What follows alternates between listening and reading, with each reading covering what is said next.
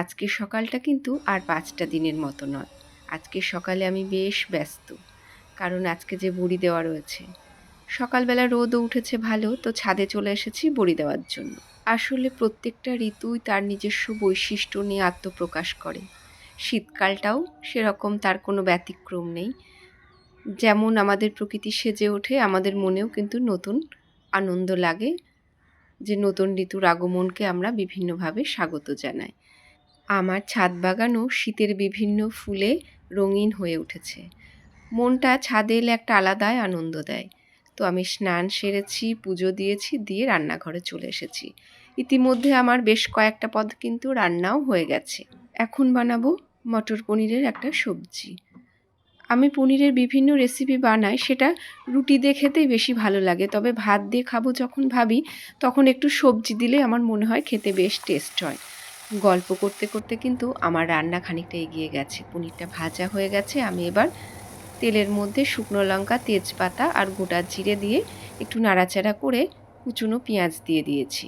দিয়ে একটু আদা রসুনের পেস্ট দিয়ে ভালো করে কষিয়ে নেব। আর প্রতিদিন রান্নায় আমি যে গুঁড়ো মশলাগুলো ব্যবহার করি সেগুলোই দেব। যে কোনো রান্নায় লো ফ্লেমে আর একটু সময় নিয়ে করলে, মনোযোগ দিয়ে, তবে কিন্তু খেতে ভালো হয়। তবে আজকে আমার সে সময় নেই, তার জন্য তাড়াহুড়ো করে করছি, জানি না খেতে কেমন হবে। খানিকটা টমেটো কুচিও দিয়ে দিলাম, দিয়ে একটু কষিয়ে নিচ্ছি। লো ফ্লেমে রান্না করলে কি হয়, অল্প তেলেও খুব সুন্দরভাবে তরকারিটা রান্না হয়ে যায় আর খেতেও স্বাদ হয় ওটার।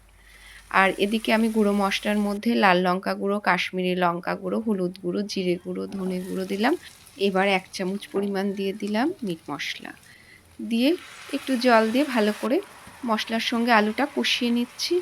আমি এতদিনে রান্না করে এটা বুঝেছি যে আলুর দম বা পনিরের তরকারি যাই রান্না করা হোক, এতে কিন্তু কাসুরি মেথিটা বেশ চলে। খেতে আলাদাই একটা স্বাদ আসে।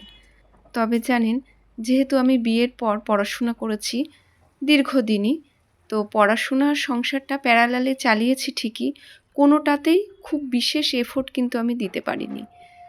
যাই হোক, এদিকে দেখতে দেখতে আমার রান্নাটা কিন্তু প্রায় শেষ পর্যায়ে। আমি আপনাদের সঙ্গে রান্না করতে করতে অনেক গল্পই, ব্যক্তিগত জীবনের গল্পই শেয়ার করে ফেলি। তো এবার দিলাম একটু ঘি আর গরম মশলা। এবার নামিয়ে নেব, নিয়ে খাবারটা পরিবেশন করছি।